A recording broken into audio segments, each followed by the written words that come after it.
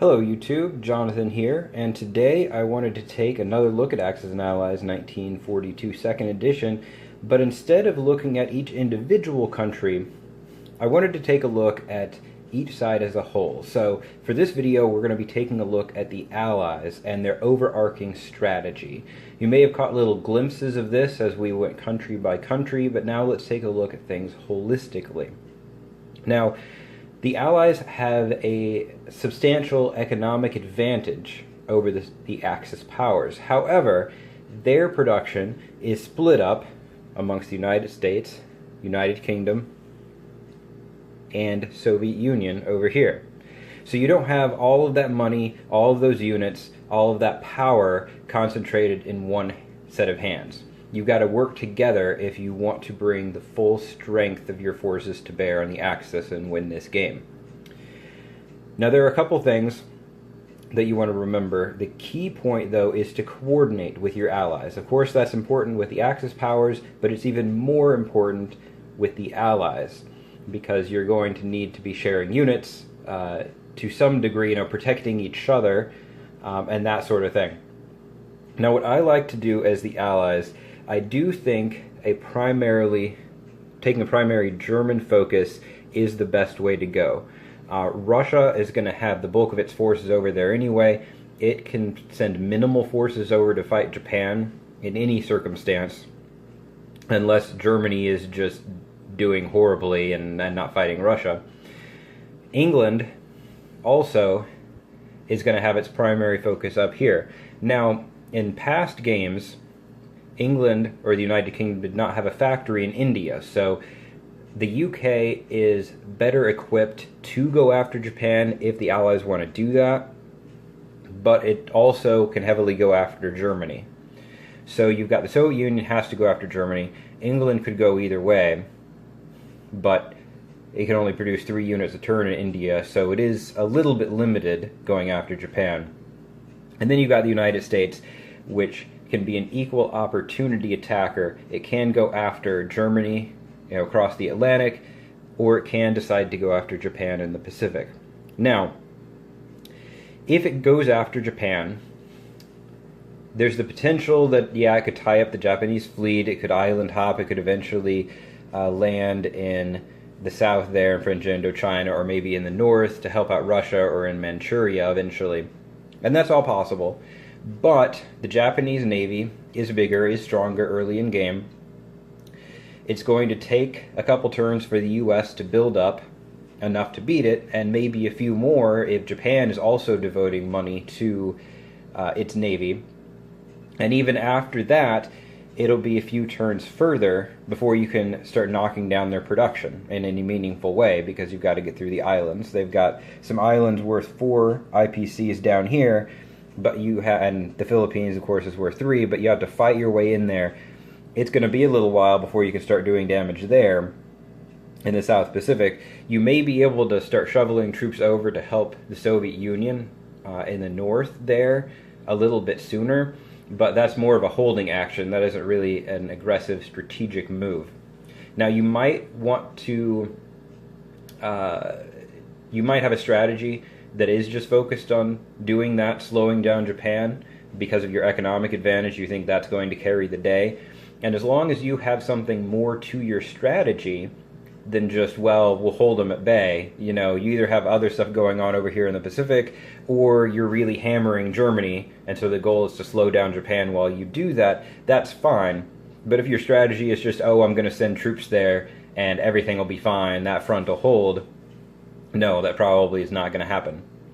Now, if all of the Allies do go after Japan, which means Russia does the most it can, which is fortify up here and to threaten Manchuria, pin down some Japanese units. If Japan moves too much out, maybe attack there. That's probably about as much as Russia's going to be able to do.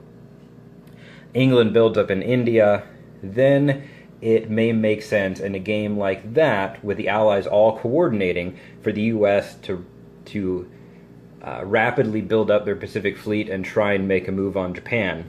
You just have to hope that the Soviet Union, practically alone at this point, is able to fend off Germany. So if you've gotten a good, experienced Soviet player, the German player, maybe not quite so much, this is a strategy you might try. But if you have if Germany and the Soviet Union players are both equally skilled, or the German player likes to play smart but aggressive, I would not recommend going after Japan, because it's easier to kind of slow down Japan, keep Japan at bay. Even if it gets into China all the way over here, if the Soviet Union has German territories, it's a lot easier for them to turn around and fight over here than it is if Germany is on the Soviet Union's doorstep for them to pull troops away to fight Japan.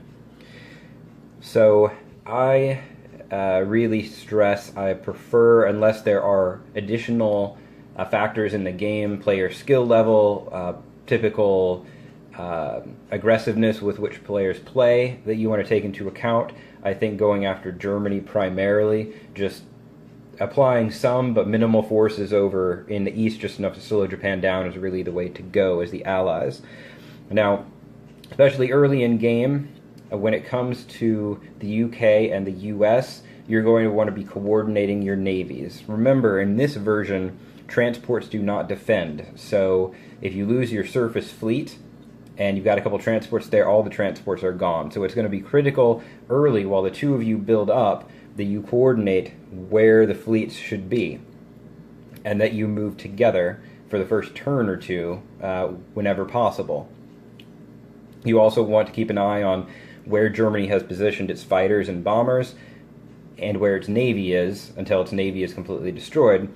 That way you know what kind of service fleet you need, and have just a little bit more than that, so that you don't inadvertently lose your transports if you have one bad roll.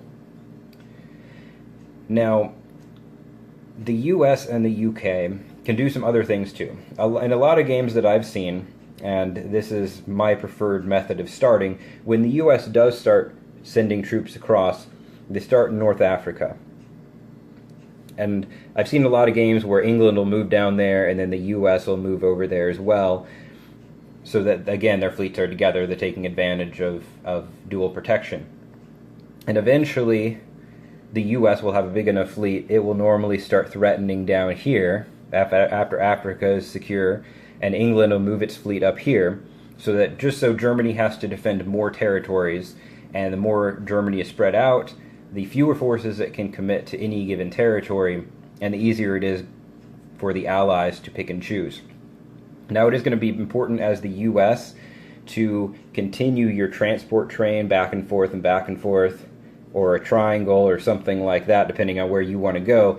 Always have new transports coming across, as long as you can protect them. That's key. But as long as you can protect your navy, always have new transports coming across, delivering fresh troops. I was playing a game one time where the US was splitting its forces between the Pacific and the Atlantic, and they landed with this navy down here, as expected. And I think for the rest, they built some surface ships to help out England, but for the rest of the game, maybe they built one more transport, if that, and barely shoveled any more guys over. So sure, they had their fleet, but as soon as I was in a position, as Germany in that game, to sweep down here and kill the couple units that they had, well, it was going to take them several more turns to load up, move over here, and then get over across North Africa. You don't want to be in that position as the United States. Your allies do not want to be in that position. You always want to get more troops across. You can either load them up in transports later and move them up here, or you can just keep marching them across. You can have them come over here if Japan is causing an issue, or you can swing them up here if the Soviet Union needs some extra assistance.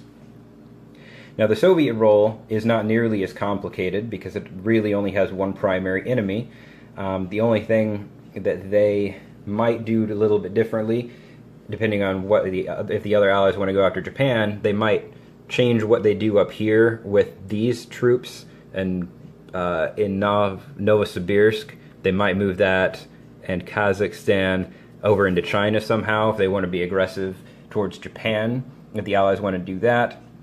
But otherwise, all their attention is going to be on Germany no matter what the other allies do. So when it comes down to it, yes, all the allies want to coordinate, but it's really the UK and the United States especially that need to coordinate at even a higher level. Okay, where's your navy going to be? Where do I want my navy to be?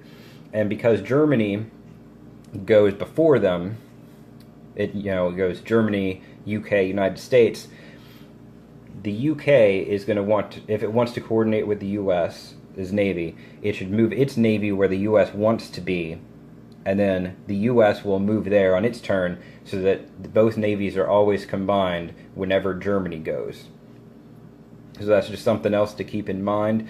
The US shouldn't focus on doing too much at the very beginning. It's mainly going to support England until it's ready to go, and then it's going to try and pin down Japan in the Pacific without devoting any more resources than it needs to. If Japan leaves itself open, strike. But otherwise, unless the Allies are going with a Japan first strategy, focus primarily on Germany, and then you can all deal with Japan afterwards.